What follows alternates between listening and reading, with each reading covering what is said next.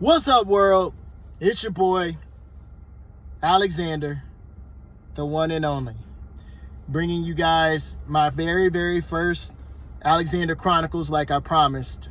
I know that I sent out a warning shot. Bang, here it is, Alexander Chronicles. I feel like I should have some kind of theme song, but we'll work on it.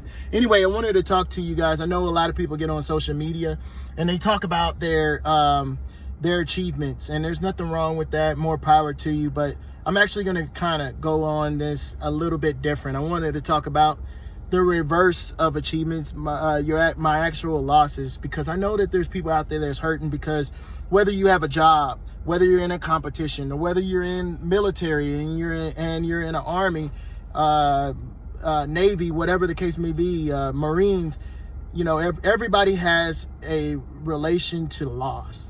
And no better story I can tell you guys real quick is about my very first loss in the Army. When I first got into the Army, I'm actually on the older side. I do believe that the Army is a young man's game, but that don't mean that us older cats can't get with it too. That being said, I had a very good start, a very good support. I had a very good support on the Army side. I had a very good support on friend side. So I want to say shout out to my homeboy Jeremy Camp, who kept me up on game as far as on the Army side, and then my homeboy Jerry Burrell, who I'm actually about to talk about with this story. There's a lot of other people that I'm gonna keep giving shout outs to throughout the Alexander Chronicles, but those two I'm starting off with for this particular reason. Woo! I almost dropped my phone.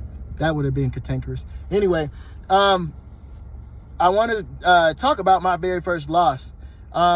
I thought I was freaking high speed when I first came in. At least that's what I was being told. Leadership recognized it. That being said, I got told to go to AFT. Excuse me, not AFT. I was told to go to Air Assault, which is a school where it's really cool. You rappel down this helicopter and you're able to. You don't. It's not airborne where you jump out of the airplane. You literally rappel down this rope out of the helicopter. Is pretty cool, but it's a lot of training, a lot of competition. Anyway, I had 3 days notice, thought I was high speed. I go day 0, make it, no problem, it's paperwork, whatever. Day 1, I believe in Air Assault, and somebody can correct me in the comments, I believe it's basically 2 weeks, and I believe it's our 21, I forget the amount of time, but Air Assault is like a 2-week course of competitions, runs, obstacle courses, all that stuff. Anyway, I'm doing the very first run, which is a 2-mile run. At that time, you had to make 18 minutes. I make 18 minutes, thinking I can do it, no problem. But the problem was I've always ran 18 minutes in Houston on flat land. I'm in Atlanta, Georgia. I go to Atlanta, Georgia. I'm making this run. Unbeknownst to me, I have one more corner, but I'm looking at my time on my watch. I'm looking at the time going up this last hill, and I'm thinking I'm not going to make it. Unbeknownst to me, I only had one more corner left. And I could hear the sergeant doing the countdown. And once I hear people screaming, "Come on, you got time, you got time," instead of speeding up, I slowed down. And when I realized that I had time, about the time I get to the finish line, I could hear him go, 3, 2, 1, you're done. Go home. And it's been almost 7 years now, and I still hear that echo in my mind of him saying, "You're done." I get back home. All the people I thought were my friends were talking mess about me. The true day ones actually stayed to the course and was like, "Hey man, you get them next time," or whatever.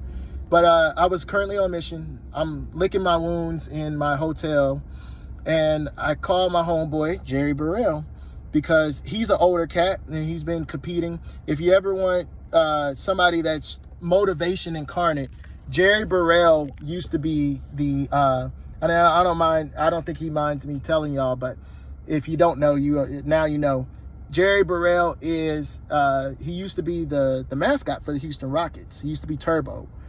Imagine a 40-year-old man. I'm in my 40s too. Imagine a 40-year-old man jumping off a trampoline and dunking it in a uniform, looking like a Power Ranger or a superhero, and doing all these awesome things. He was doing that, and he was competing with younger guys. Anyway, I always call him for inspiration because he was, to me, motivation incarnate. And I'm telling him, Jerry, I lost. And so 6 times we go back and forth, him saying, so you lost? You lost. And finally, I get so upset that, and I don't know, Jerry, to this day, if you see this, I don't know how you were able to keep your resolve, because you had every right to be, fool, you the one that called me. Why are you yelling at me? Because I said, Jerry, I lost. At least it's in my high-pitched voice, I say it like that. And I'm like, Jerry, I lost. I freaking lost. What do you want me to say? And then with the calmest of voice, this man goes, Devin, because that's my real name, you didn't lose. You learned. You didn't lose, you learned.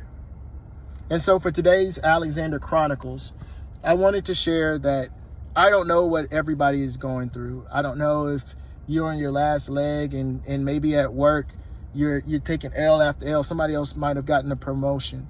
Maybe you actually lost at a game, a competition, a marathon. You didn't finish the marathon.